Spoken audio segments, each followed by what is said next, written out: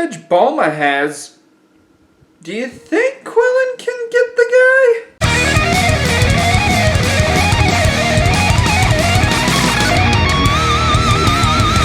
What's up everybody, StevDeS here, and welcome to another edition of Dragon Ball Days. Quillin's got a lot to live up to, seeing as she's after the shortest Saiyan in existence. Second shortest. In Universe 7! In the last part, Kuillin had actually died to Frieza, causing Goku to turn into a Super Saiyan after saving Vegeta's life. The canon still played out towards the end of the Namekian saga, with Vegeta going to space to search for Goku, and Kuillin being dead and having to be brought back with the Dragon Balls, much like with Tien, Chaozu, Yamcha, the works. Let's get right in, because it's been a long while since we've touched on this timeline. I'm looking forward to this, and I hope you are too. This is what if Krillin was born female. After being revived, Kuillin would look around confused, like, okay, wasn't I just blowing up or something on Namek? I'm pretty sure I was dying. Bulma, being her usual gal pal like the two are, she updates Kuillin as to what occurred. Being a single lady friend, instead of going to an island with a pervy master, I think Kuillin would be more inclined to stay at Capsule Corp until Vegeta returns to Earth. Besides, Kuillin gets to be Auntie Kuillin to Bulma and Yamcha's new baby girl, Shotsu. It's shorts. One thing to mention about Kuillin, she's far stronger than her male counterpart from canon. While Bulma was pregnant, Kuillin would have girl talks with her, like, do you think it's a boy or girl? Oh, is the wedding's gonna be nice? Oh, Yamcha's gonna be a good daddy. Other topics would also come up, but one main topic that got to Kuillin is Bulma trying to get a game plan out of her friend. Kuillin wouldn't know the first way to go about it, but Bulma does have a suggestion. Talk to Chi-Chi. Chi-Chi has been married to a Saiyan this entire time, so if there's anything she might be able to say, Kuillin might be able to use it to reel in Vegeta. It's not a bad suggestion, so one day Kuillin does take the time to fly out to the house, and at this point it would be the scene where Krillin is seeing Gohan fish. The difference here is Gohan has returned home with the fish. Chi-Chi would be cooking and making sure that dinner is ready. Kuillin stays and has a little bit of girl chat with Chi-Chi. Chi-Chi talks about how she's the queen of the house and whatever she says Goku does and blah blah blah. You know how Chi-Chi is. Kuillin doesn't think this is entirely helpful, but that's when Kuillin thinks about getting another idea, another point of view. She asks Chi-Chi, hey, before dinner's done, can I train with Gohan a little bit? Sure enough, Chi-Chi's got no problem with this. And she and Gohan go out, train a bit, and talk about Goku. You know, the time that Goku was there. Gohan, while he has interacted with Goku in the past, it's been a while. So, honestly, there's only one major thing Kuillin can glean from this. Saiyans admire strength. After returning to Capsule Corp the following day, Kuillin asks about a gravity chamber, and Dr. Briefs is more than happy to supply one. In fact, he's already had one.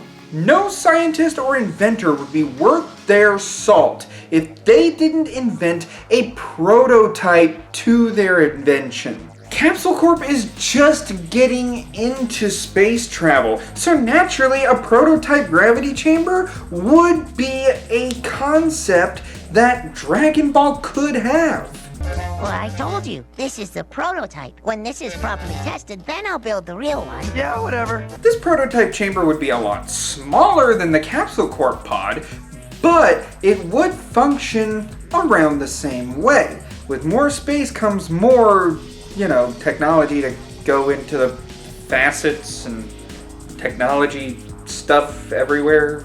I'm not a rocket scientist. However, I would say that due to the size being a little bit smaller, Kuillin wouldn't have as much room to train. We could just move around a little bit. She'd bring weights in there and every so often. But I would say that Quillin's gravity training would max out at 50 times for this prototype chamber.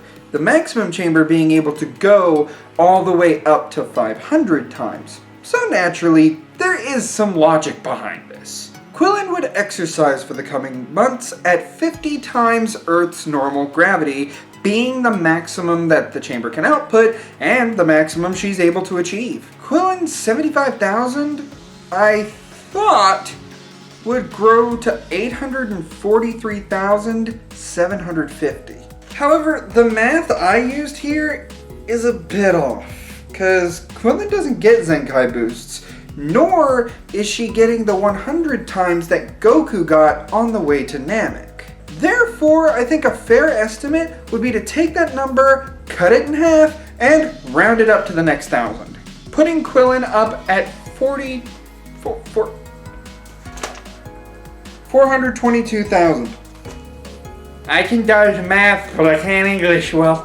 I would think after the Zenkai from fighting Frieza, at 1% of his power, Vegeta would be up there just about at the 1 million range. With all that he's doing in space while trying to find Kakarot, let's give him a flat 1 million on this. It wouldn't be much, but it would show Vegeta that Kuillin, a human, is able to get gains and keep up with a Saiyan Zenkai boost. Speaking of Vegeta, shortly after Shotsu is born, Vegeta would arrive on Earth. Until I don't get a comment about it, the Garlic Jr. saga happens as normal with, no Marin. No. 1 R, not 2. There you go. Kuillin would be excited to see Vegeta again, getting the chance to show off, but he's not as excited. He just wants to chill out right now. His expedition was a failure. He's not in much of a talking mood right now. Yamcha and Kuillin talk a little bit, and then clothes are put right in front of Kuillin, and Bulma's just kind of glaring down at her a little bit. Here, go give him these. I would, but, what? We don't like pink, Bulma. Well, too bad. Bulma, honey, why not, let Kuillin pick something out, make it a little more personal, and let's not make the guy mad. Fine, but she's getting it from your wardrobe. Hey, no sweat. Come on, Kuillin. Kuillin picks out a getup similar to what Vegeta had on during the end of Z. Taking it into him, we get a cute little scene where Kuillin says, oh yeah, your armor's in the wash, and Vegeta's all like, oh no, my armor is you'll lose its elasticity, you need to get it out of there. And then Quillin's hurrying and trying to get it out and throwing it in the dryer real quick and turning it on, and she's just hoping it's not ruined. Here, Kuillin does have to defend herself and say, well, Bulma didn't know. And that's when she notices Vegeta's armor beside the wash and kind of takes it in and starts polishing it. The thick armor parts that Vegeta wears, that kind of needed to be cleaned. Bulma tells her that she's going to use that to make new armor. There's no need for him to look exactly like a Frieza Forces goon. Besides, another money point for Capsule Corp. When Vegeta gets out to them, Quillin's just kind of sitting there, bowing her head like, what do I say? And then she's nudged by Bulma a little bit. One of those little nudge pushes. Vegeta, if you don't mind, you don't mind if we could spar a bit, do you? Spar? What's sparring? Training. Together? Do you really think you can stand up to me, Earthling? Well, you never know until No.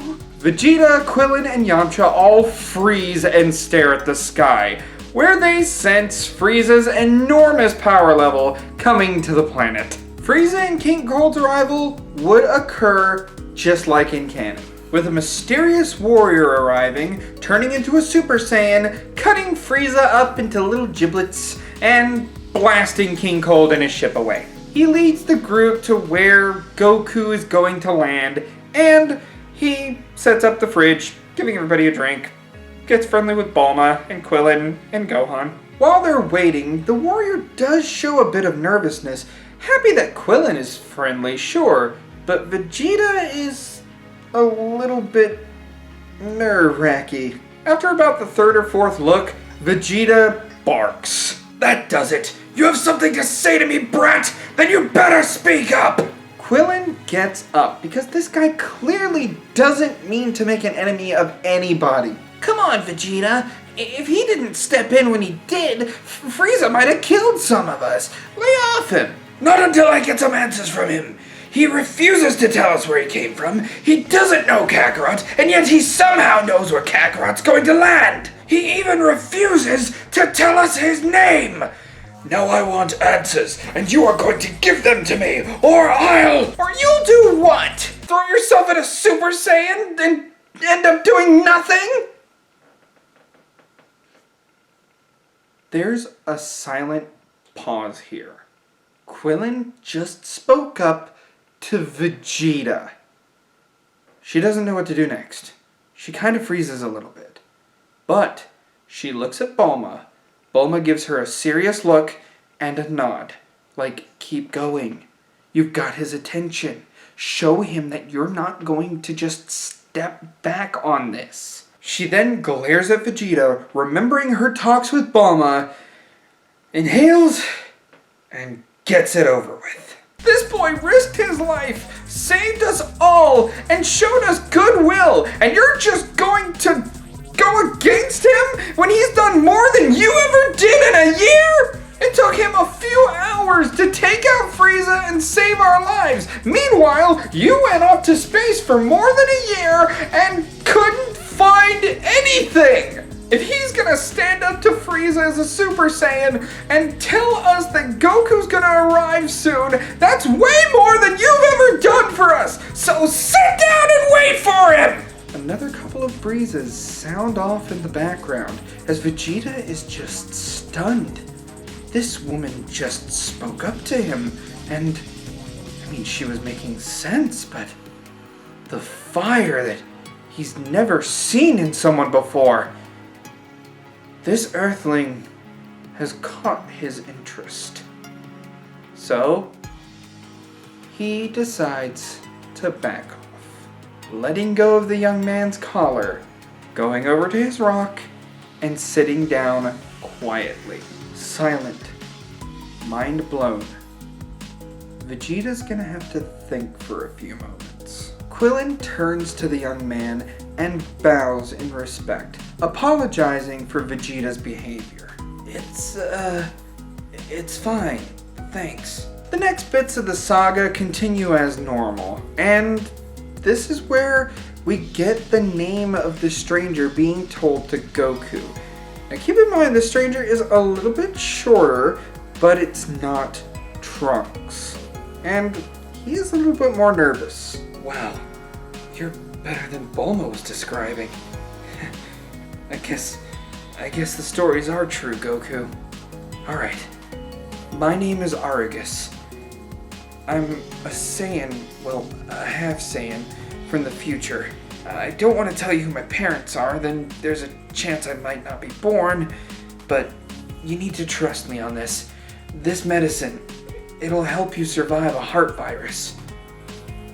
It'll claim your life, and then 2 horrible androids will come and, well, let's just say everybody over there don't make it. After all's said and done, Argus returns to his time. Gohan, Piccolo, and Goku head off. Everybody just starts going their respective ways.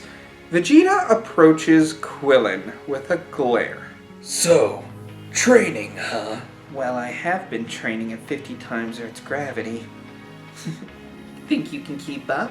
This gets a smirk and a chuckle from Vegeta as she, Vegeta, Bulma being carried by Yamcha, all go back to Capsule Corp, ending this part of the timeline for right now. So what do you all think? Do you think Argus is going to make a big difference for the series? Or do you think he's more of just a stand-in for future Trunks at this point? What about Vegeta and Quillin's relationship coming up? Do you think they're gonna be cool with each other? Or do you think this is a relationship doomed to fail? Leave a comment below!